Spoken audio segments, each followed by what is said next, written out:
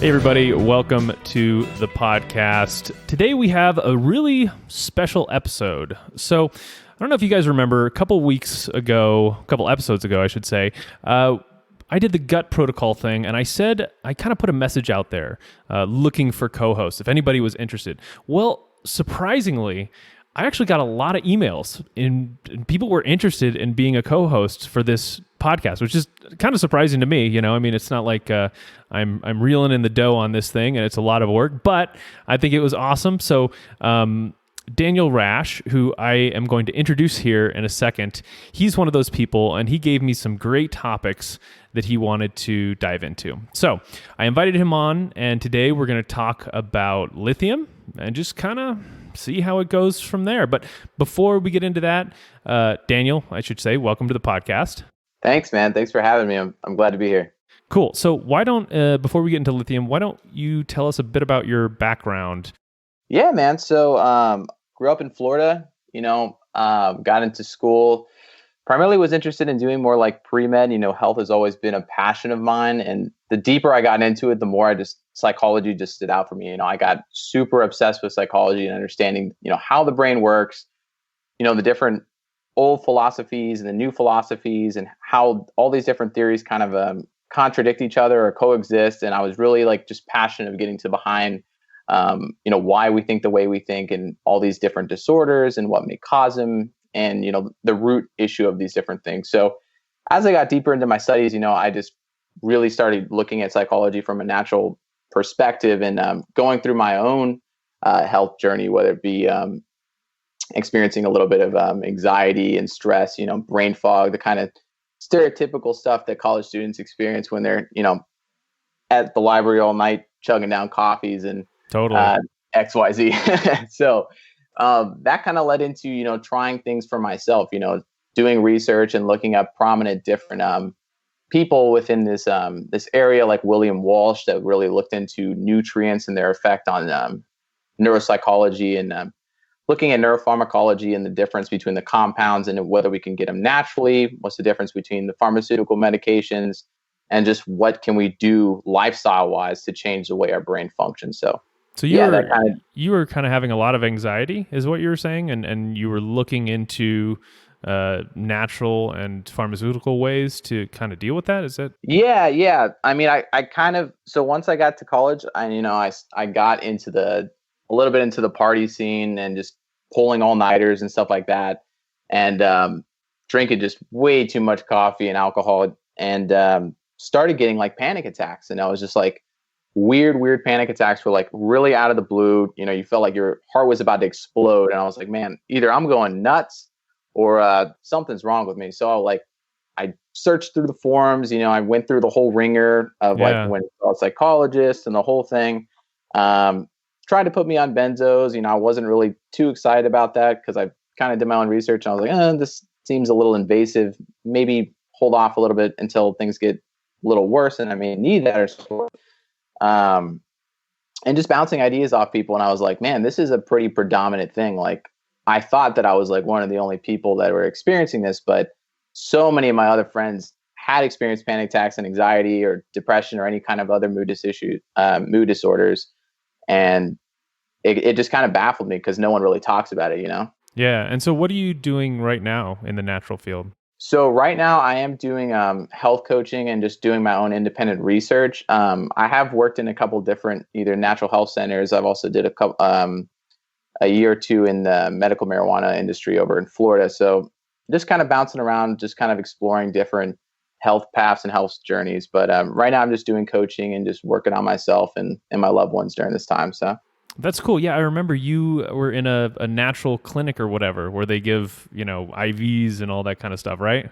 Yeah. I got, so it was a local spot. I actually went there for myself just to kind of check it out and see what they're doing. She does a lot of, the lady that runs it over in Lakeland, Florida. She actually has so she's a doctor. I believe she hasn't taken her boards yet, but she's an established doctor. And then she also did, a PhD in neuropharmacology. So she also works as a pharmacist. She's a licensed pharmacist as well. So she had both those sides where she was seeing psych patients as well as in the natural health center. So like that naturally drew me in. And she had a couple different, services like, have you heard of like neurofeedback? Maybe. I don't know. Yeah, neurofeedback is essentially, there's a couple different ways of doing it. There's some where they strap on a huge like brain map, and it's basically like a um, ECG where it measures your brain Okay. electrical activity, and then from there you play like basically like glorified video games that you kind of control with your mind. It's super freaky. It's like total Matrix type stuff, but as you kind of do it, it trains different areas of your brain.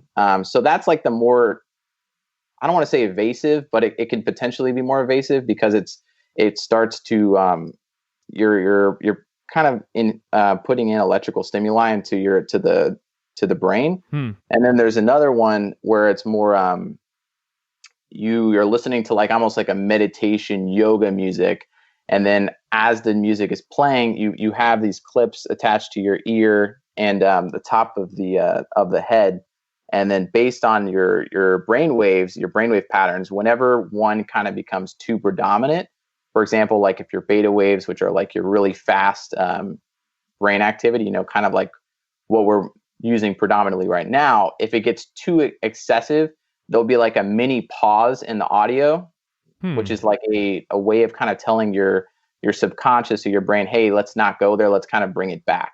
So anytime you kind of either you're fixating on something, or you're having like an anxious thought, or maybe I'm a little uncomfortable, I want to get out of here, or you're like, how long is this thing taking? I've been here for over 30 minutes.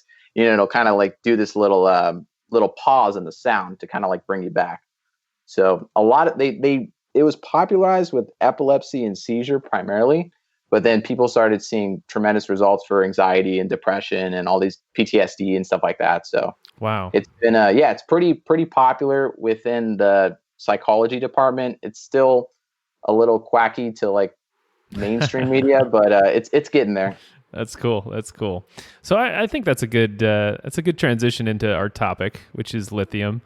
So you wrote up a big long paper about lithium with a lot of interesting stories and facts, but I thought maybe we could start with like your personal experience with lithium and just to kind of set the stage of why it's important to you, and we're talking about it. Does that work? Yeah, for sure. So I stumbled upon lithium orotate specifically, not Yeah, we the should pharmaceutical. Yeah. we should make that specification. I'm not hiring crazy Yeah, people. yeah, exactly. So just to start off, while I have a bachelor's in psychology, I am nowhere near a medical professional at all. This isn't medical advice at all. Always seek advice from your physician first. But so I'm talking primarily about lithium orotate. So just a little backstory on lithium, just to kind of inform the audience first before I kind of talk about my experience. So lithium in of itself is just a natural element, minerals essentially that's found in primarily ocean water. And with this mineral, it has many different like pharmacological effects. It has many different effects on the brain.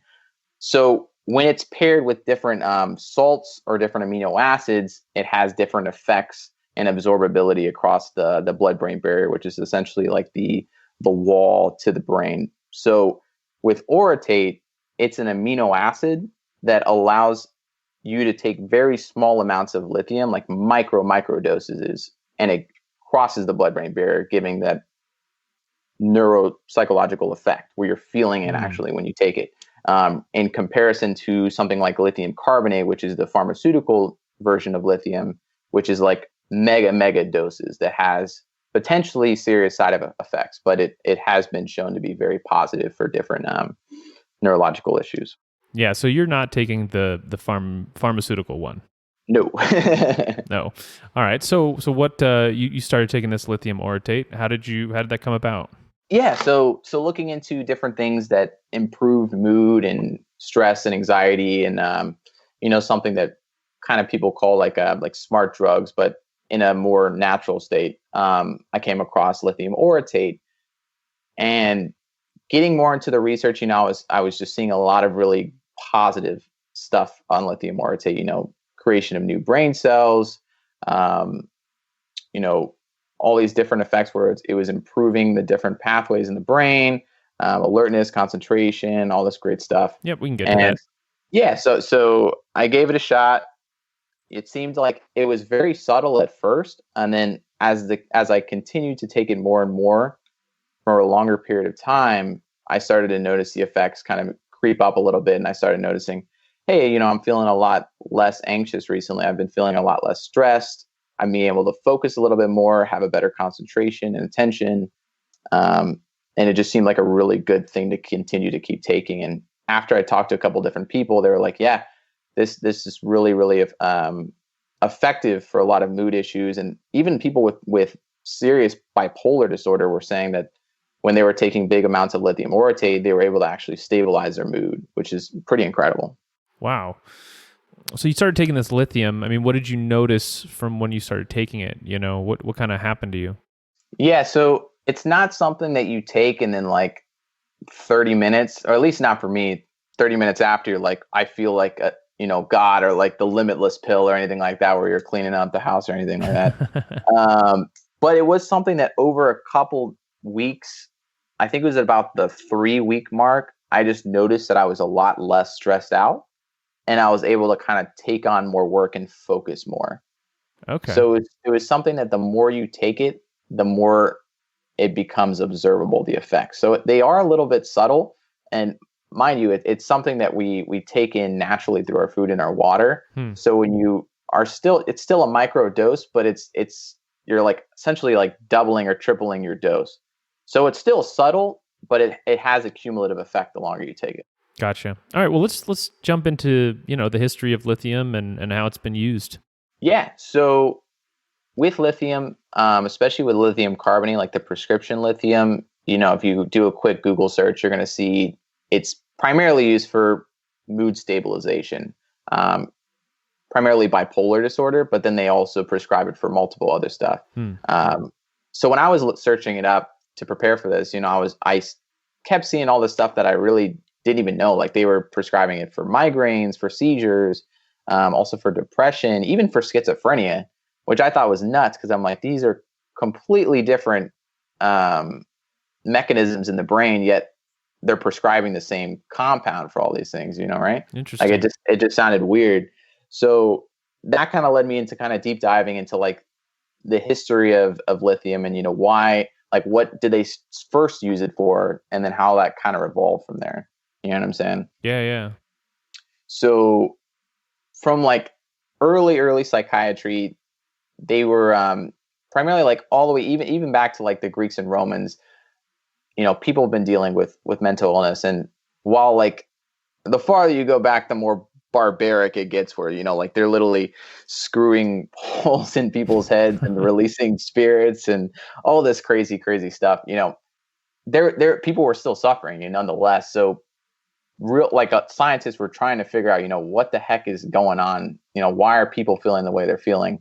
And one of the first technical like mental illnesses that were like talked about was mania. So this idea of going kind of crazy and like really excited and really intense. And this term actually has been translated into Latin as insania, which is pretty crazy. It's like all these different terms, we still use, and you can kind of see the history of the terminology, Yeah, that is interesting.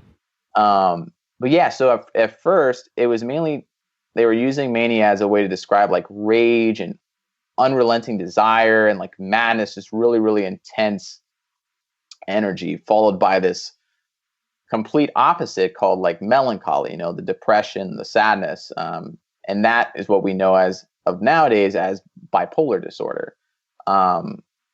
So with this varying degree of mood disorders, people were trying different things. They were seeing whether it was spiritual or this or that, but people started going to these little falls and springs that were really rich in lithium, and they were actually calling them crazy waters. And people were starting to see like good effects from diving into these springs and drinking this alkaline, lithium rich water. And that's kind of where it kind of cascaded into people figuring out, oh, hey, what's going on with this water? You know what I'm saying? Why are people like coming from all parts of the country to jump and bathe in this stuff? Yeah, that is really interesting how they figured things out in the past. Like we talked about lumbrokinase. It was a while ago, but the Chinese medical doctors figured out that lumbrokinase could help with circulation because they looked at worms and they would burrow through the ground and make like new, tunnels. And they thought, well, maybe if you take worm extract, it will burrow through you and make new ways of energy moving. It's just nuts how they figured things out sometimes. It is nuts. It is. I mean, and that's everywhere. Like even in these indigenous cultures where like, I don't like, it's crazy to think that people are talking to trees and getting knowledge, but maybe there's something to it. Cause I mean, the idea that some indigenous tribe said, hey, this tree looks cool. Let's mix this into that tree. And then somehow one tree naturally contains dimethyltryptamine, DMT, one of the strongest psychedelic drugs known to man, with another plant that's an MAOA inhibitor that will actually activate it so you can take it orally. Because if you didn't have that other plant, it wouldn't even activate. I mean, that's insanity. Yeah, you're talking about the ayahuasca or whatever. Yeah. It's like the intuitive knowledge that they had to mix these plants is just remarkable. So it's like there may be something to just chilling out in nature and talking to the plants and see what kind of answers you get. Yeah, for sure. All right. So with this whole lithium thing, it just kind of exploded. I'm just getting crazy facts from like checking this stuff out. I mean, they found that like it's theorized that lithium was actually one of the three major compounds that was responsible for the Big Bang, which is nuts. They even had it in 7-Up, Yeah, most people don't know that, I think, but 7-Up at one time had a decent dose of lithium, so you would take it and it would relax you and calm you down. Yep. Everyone knows about the cocoa leaf and Coke, but not so much about the 7-Up. Yeah, definitely. But yeah, so then it just became more and more popularized until physicians actually started playing with the lithium salts. And I think his name was John Cade, like the 1950s, actually started using lithium citrate, I believe, and lithium carbonate for his patients, and seeing a couple of his patients that were like dealing with severe bipolar and mania and depression, like actually be able to leave the mental institutions that they were there for like multiple years. So that in of itself was just insane. And people heard about that, and then worldwide approval of lithium was established in the 1970s for having therapeutic effects on mental health. So from there, it just kind of exploded, and then there's just been so much research being done on the effects of lithium since then. Gotcha. So it's kind of obvious that lithium has this use for stabilizing your mood or whatever, but what does it actually do in your brain? When you look into lithium, there is a lot of people that say that the mechanisms are unknown. Okay. However, when you look into the research, there is a lot of stuff that is agreed upon. So lithium really acts on protecting the brain. So protecting the brain cells, their integrity of the cells, especially in cases of overexcitation. So whenever people are experiencing seizures or epilepsy or like overexcitability, which can manifest in so many different ways, anxiety, mania, schizophrenia, it protects the brain cells from essentially destruction, or what's called apoptosis, which is cellular death. Mm-hmm.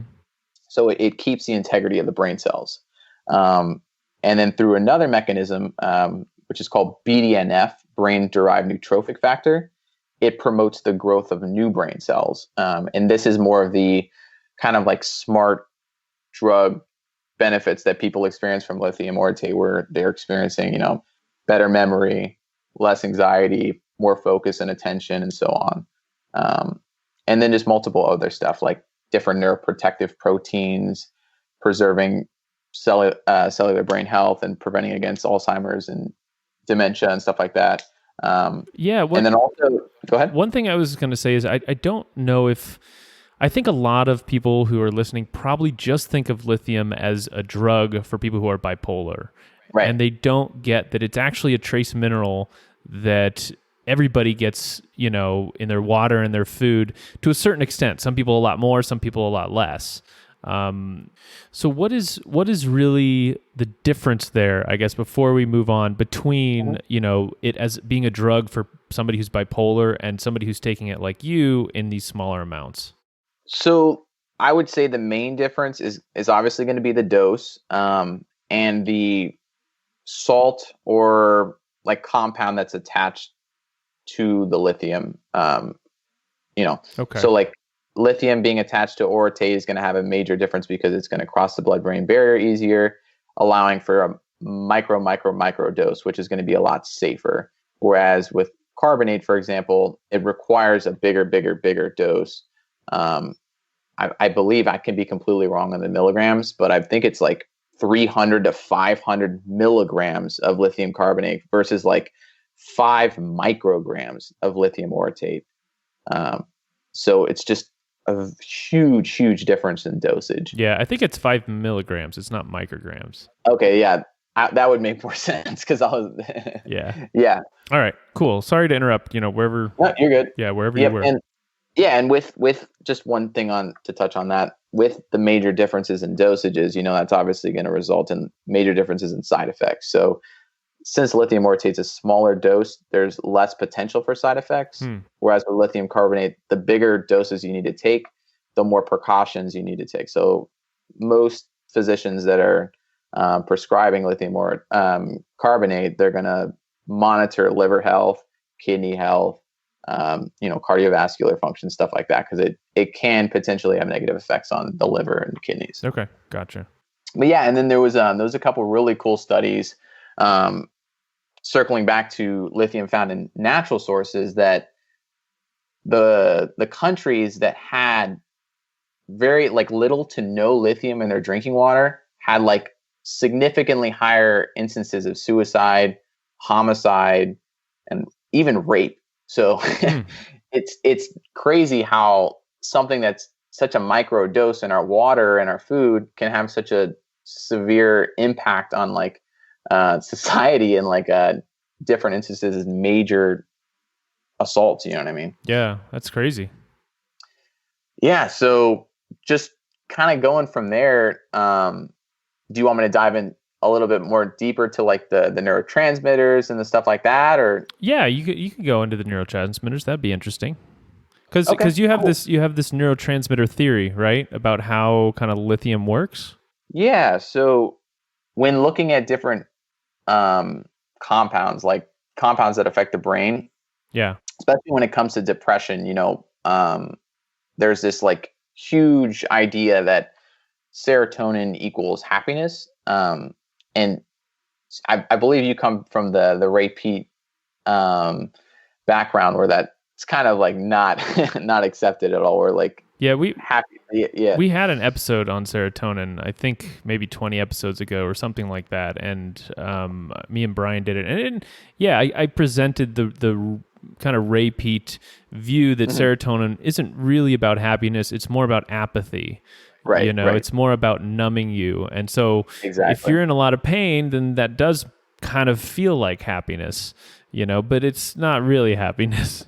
Exactly. Yeah. And if you see people that are on super high doses of serotonin drugs, they have that kind of apathetic, almost zombie feel to, where they're just they're not depressed, but they're not vital. You know what I'm saying? They lack that vitality. Yeah. So when looking into these kind of different drugs, there is that theory, serotonin equals happiness. And when you look into to lithium, you'll kind of see that a lot of research talks about how lithium's therapeutic effects is through serotonin and increasing serotonin, giving that more relaxing, happy effect, and kind of balancing out the drastic moods of mania followed by the complete low of depression. Gotcha. But going in deeper into it and looking more into specific research, you kind of see a different picture. So with lithium, we'll focus on serotonin first. With lithium, you'll see acute effects where when you take lithium, specifically lithium carbonate, you'll see an increase in serotonin. And they actually, if it's prescribed in too high of dosages, it can actually cause serotonin syndrome, which can be almost even a lethal disorder or effect from strong medications. Yeah. But when you look at it long term, you actually see that lithium greatly reduces these serotonin receptors in the brain. And the receptors are kind of like the lock where the key goes. And once you have less of these locks, serotonin is not really able to bind to these receptors, leading into less of active serotonin. So that's interesting. You're saying basically that lithium at first raises serotonin, but then if you take it a long time, it lowers the receptors, so it actually lowers serotonin? Essentially, yeah. If there's less receptors, it's not really able to kind of get into the place that it needs to go. So that was a major player that I found that was a little contradictory to what a lot of people attribute to the benefits of lithium. So then going into another major neurotransmitter, glutamate. Glutamate's the main excitatory neurotransmitter brain. So that's the one that is responsible for our motor functions, you know what I'm saying, our excitation of our brain cells. So in good amounts, this is extremely vital for everything that we do, you know what I'm saying? But when it comes too much, it's neurotoxic to the brain. So that actually destroys the brain cells. So you know how we were talking about a little earlier, how lithium actually protects that overexcitation. So it's protecting from that glutamate activity. So they found that people with, specifically with mania, since they're too excited, they have way too much glutamate going on. So it's super, super neurotoxic to the brain cells. Okay. So researchers found that with lithium, it has such a stabilizing effect on glutamate that it almost has what they call this like push-pull effect, where it brings it into almost like a Goldilocks spot where it's just not too much, not too little, just the right amount. So that's why it has such a wide effect on so many different symptoms, ranging from schizophrenia, mania, epilepsy, seizures, suicide, etc. So that was the other key factor that I found when looking into this. Okay. So those two combinations are like major ideas and implications on why lithium works so great for so many different problems, so many different mood disorders. And then kind of looking at it from there, where it's just like, let's try to protect the brain as much as possible from this excitability and bring it back to a more balanced spot.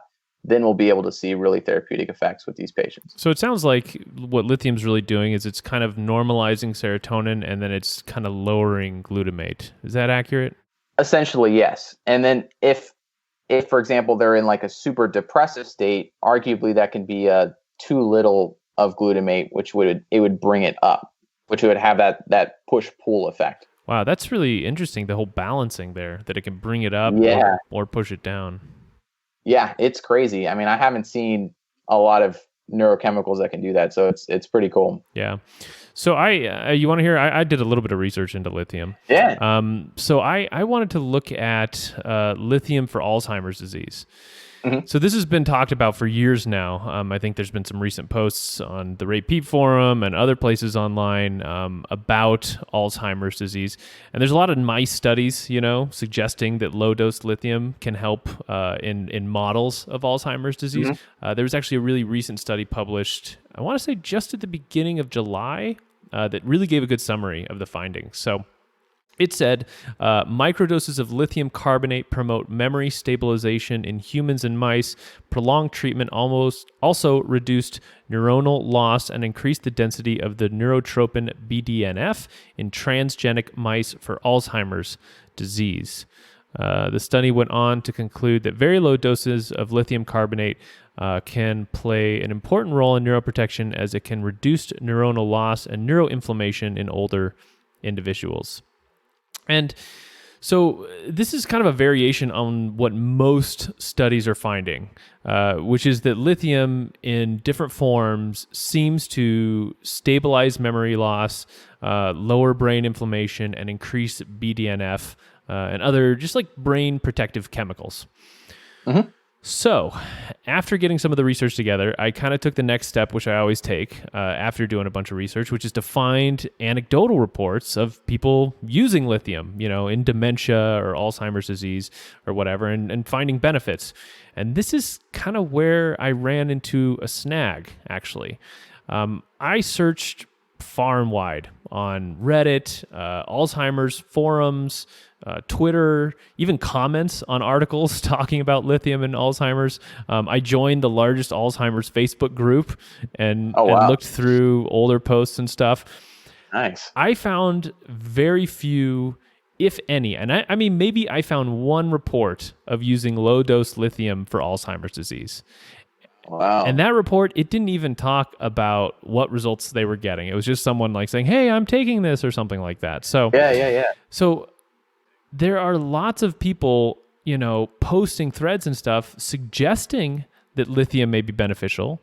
But in fact, it's often, it's often the same article almost always posted. It's, Lithium Orotate stops Alzheimer's in its tracks. But there's very few actual real world, like I use lithium on my grandmother and she's doing great now stories, which doesn't mean they're not out there. Maybe I just didn't find them. The point is, the point is there's articles going back to 2012 talking about lithium orotate stopping Alzheimer's disease. And when I was thinking about this, it kind of leads me to this point I want to make, which is I think one of the most important roles we can play in just this podcast and in our other interactions and whatnot is not just bringing new protocols and supplements to people's attention, but also pointing out protocols and supplements that are being used for some purpose that they're not great at. And so lithium, I don't think lithium falls into this category. I think it is effective for some things. I think for Alzheimer's, it might not be effective. But a good example of this is I got into a Facebook argument with this guy who was talking about the Andrew Cutler's Mercury protocol. Have you ever heard of that? Yep. Oh, yeah. Yeah, so for people who haven't heard of Andrew Cutler, he was poisoned with mercury like back in the late 80s or 90s, and he came up with this protocol to chelate the mercury from his system.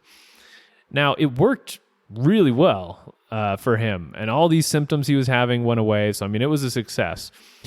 And not only that, other people had success with it too. I mean, they did the protocol and they got some good results. The problem is the protocol is freaking really difficult and tough to stick with.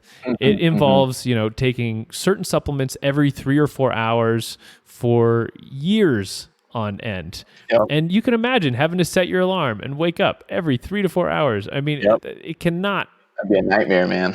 I ain't doing that. Right? It's a lot of work. So this guy on Facebook, he was in this mole group and he's talking about how, heavy metals are the real problem and the Cutler protocol was the way to go for all these kinds of ailments.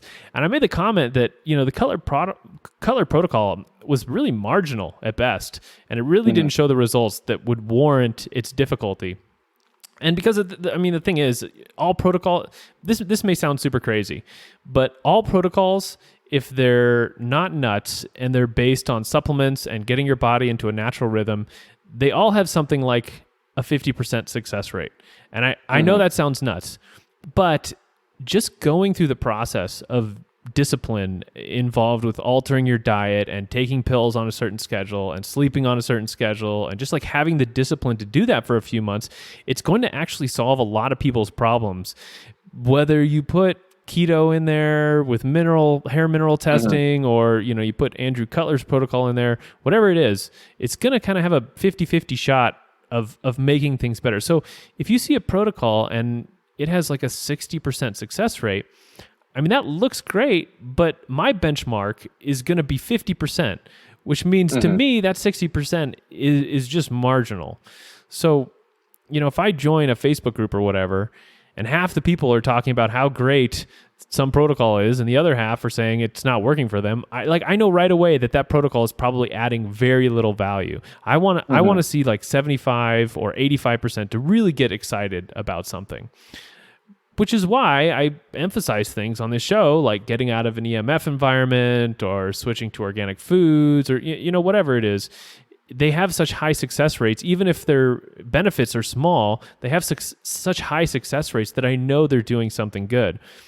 So just to kind of tie that back with the lithium orotate for Alzheimer's disease, after 10 years of people knowing about lithium orotate, for that, you'd expect to start seeing stories and word of mouth to spread about its benefits, You'd expect, right?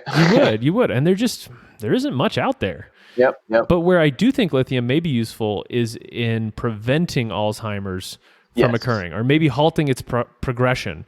But as far as a treatment, it just seems marginal. Yeah, no, I definitely agree. And like you said, it's totally key to start with the low hanging fruit. Anytime I see a client and they're like taking like 30 different supplements, and I, ask them about their diet and they're eating crap, they're not really sleeping well. They're just freaking crack down on caffeine all day and like their sleep's all interrupted, that's going to have a major, major effect on their quality of life and their health. Yeah. And not adding an additional supplement to their 30 plus supplement stack is going to make a real noticeable difference. Yeah. So it's always getting the essentials right, talking about like organic food and EMF free environment and so forth. And then if you want to experiment with a couple different key supplements, go for it. But like you said, it's going to have different polarizing effects, and any protocol that it's super, super gung ho, like you said, a lot of people are going to have negative effects. I mean, I know at least a couple people, like 3 people that I can name right off, that have done the Cutler protocol and experienced terrible effects, like way worsening their health. So not to talk crap on Andrew Cutler, but anything like that's super invasive and requires waking up 3 hours every night. You have to have a high benchmark to do that. And so it's like you have to kind of know you were poisoned with mercury or something like that. Like you really have to know that is the basis of your troubles. And a lot of people doing it are just kind of saying, well, we're all exposed to mercury and I have these problems and maybe this will help me and stuff. And it just doesn't end up working a lot. Yep. One good quote that I've heard, you've probably heard as well, is like, before you start detoxing, you got to stop intoxing. So just first getting the mercury out of your diet, I'm saying, could play a much better role than trying to actively get it out of your tissues and have it circulating around your blood so you can feel it. So before this episode's going a little bit long, but before we kind of sign off, I wanted to talk real quick about the different forms of lithium. We kind of touched on that. So I thought I would just mention the 3 forms that most people are going to run into. So, you mentioned lithium carbonate. That's what doctors use for patients with bipolar. That's the prescription kind. It's got about 19 milligrams of elemental lithium per 100 milligrams of lithium carbonate. The problem with lithium carbonate is it raises lithium levels in the blood very slowly and it absorbs very poorly. So what this means is if you prescribe your patient too much lithium, you kind of have to wait a while as it builds up before you actually know if it's too much lithium. It's almost, I don't know, to use an analogy, it's almost like you're driving a big semi-truck with lots of momentum behind it. And if you get going in the wrong direction or whatever, it can kind of take you a while to turn around. Yeah. So that's really not the one we're talking about when we're telling people like, hey, you could try lithium for Alzheimer's or you could try lithium for anxiety or depression or whatnot. We're not talking about the carbonate. Right.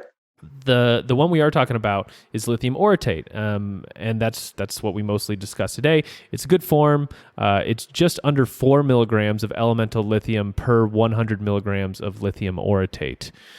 Now, there is a little concern around the orotic acid. It sounds like erotic acid, but it's OROTIC acid. It might be mutagenic. Meaning I read something that it could, be cancer causing in the long term, but it wasn't really that proven. So it was just kind of like something thrown out there like, hey, we might be weird about this. So I wouldn't worry too much about it. There's another form of lithium though, that I've experimented with that I'm personally a fan of, and that is lithium chloride. Now, lithium chloride, it kind of has a checkered past because in the 1940s and 50s, it was used as a salt substitute. So people would, want to avoid salt, and they'd use lithium chloride, and they'd be putting grams of this stuff on their food, just like they were using salt. I know. Oh God, this is not good. Well, and that's the thing is, unlike lithium carbonate, which has this slow and poor absorption, and so you need tons of it for it to work, lithium chloride absorbs super quickly and will raise blood levels of lithium very quickly. So yeah, a bunch of people died using it as a salt substitute. Oh God, so stick to salt, ladies and gents. Yeah, don't overdose yourself on lithium. So why on earth, the question is, why on earth do I like this deadly form of lithium? Well, I like it because it absorbs so well. So you can actually use much lower doses of it to kind of get your desired effect. So in a way, it's in some ways safer because it won't build up over time, and you can use the lowest possible dose to kind of get the benefits you're looking for. Yeah, there's actually a lithium chloride product on Amazon that starts at like 500 micrograms per dose. Oh, nice. Which is 1/10 the strength of like the lithium orotate. And so So and it's it's way less than lithium carbonate, obviously. So you could try 500 micrograms, and if it doesn't work for you, you could up it to 1 milligram, and then you could just kind of keep going to find the spot where you don't have depression or anxiety or whatnot. Interesting. Yeah, I have to check that out. I think actually, yeah, correct me if I'm wrong, that's the natural form that is found in ocean water, like in brine. Yeah, it's the ionic form. It dissolves very well in water. And I'll actually tell you a little story about when I experimented with lithium. And this was many years ago. This was probably like, I don't know, 9 years ago or something. I tried orotate and chloride. I didn't like the orotate. It made me feel very strange in my head. I don't know why. But the lower dose of the chloride, I really felt great on. It relaxed me. I was like in love with it. At the time, I kind of had this philosophy that if a little was good, more was definitely better. So I ramped. Definitely had that philosophy. So I ramped up the lithium chloride over probably a couple of weeks until I was probably taking, I don't know, a couple teaspoons per day. And I was very stressed at the time. So it really zonked me out, and I just loved it. But then my hands started to shake, and I started to get like Parkinson's-like syndromes. It freaked me the hell out. I was like, God. Oh no, I've messed something up. But it was okay. I mean, the great thing about the chloride form is it's so easy to absorb. Your body just deals with it way better than carbonate. So I stopped taking it, and literally my hands stopped shaking like 2 days later. So I was fine. That makes sense though. There's this dude. I don't know if you've heard of him. His name's Nathan. He's pretty popular on he writes a lot on the Reuptake forum. The Hatch guy? Yeah. He wrote a book. I think it's F portion control. Portion control. Yeah, exactly. And he talks about chloride in specific and how it's like super activating, and like usually for people with like hypothyroidism and like trash metabolism and that can't keep their hormones up, salt's really pivotal and necessary for that. You know what I'm saying? So if you take a lot of salt though, it's like a lot of chloride, and it could be too activating. So he actually recommends like this concoction you make at home called like sodium acetate. I think it's like they mix like vinegar with baking soda or something like that. I haven't tried it yet, but apparently it's a nice way to get a good amount of sodium in without the activating effects. Wow. So that's interesting. You said that thing about the chloride though. Yeah. One other thing I was looking at was one of the studies I was reading had all these case studies of people who tried lithium who had both Alzheimer's disease and other mental problems. Mm-hmm. So, they would have anxiety, depression, insomnia, outbursts of rage and stuff like that. And then they also were developing Alzheimer's when they were given the prescription of lithium. And the crazy thing I found in all these case studies was just how many drugs these people were on, and how giving them lithium got them off a bunch of those drugs. So there was this one guy who was 55 years old. He was a male with, let me read this, semantic variant primary progressive aphasia, which I guess is just it's a long way of saying dementia, basically. Yeah. So he was evaluated. He had like outbursts of severe agitation, skin picking, frequent elopement attempts, shoplifting. So this guy's like really, he's got problems. He's got mental problems. So at the time of evaluation, he was being treated by another psychiatrist for all of these things. And this is his list of drugs that he was on. Donepezil, 23 milligrams, clonazepam, 1 milligram. So that's Xanax. Duloxetine, 60 milligrams. Fluvoxamine, 100 milligrams. Venlafaxine, 37.5 milligrams. And this is the crazy one. Lisdexamfetamine, 30 milligrams. Oh, that's Vyvanse. That's like that. He's tweaking, man. That's medical meth. I mean, no wonder the guy is shoplifting and like having he's got like basically like PCP in his bloodstream, man. I mean, he's going. No wonder he's picking his skin. I mean, he's got. It's anyway. The moral of the story was they gave him 1,200 milligrams of lithium, and his behavioral symptoms resolved, and they were able to lower or take him off all of these other medications. Nice, which is just great. I mean, I think he died like 4 years later, but well, I mean, if you're on a bunch of antipsychotics, they seriously lower your lifespan. But the thing is, it just shows how powerful lithium is at treating almost any kind of mental health problem. And it's very low risk to try it. You know, I mean, it's no big deal at all. So today, I add probably 1/8 of a teaspoon of lithium chloride water to my 1 liter water bottle. So I'm getting maybe a few milligrams of lithium a week, and it's just so low risk to try, and it's probably protecting my brain and stabilizing my mood and lowering my anxiety. I mean, it's probably doing a lot of things. So I think it's great if you have an unstable mood or high anxiety. You can just try a bit more lithium and see if it helps. Yeah, and even if you don't want to add another supplement to your supplement graveyard, you can just add in some more dairy or some more fish.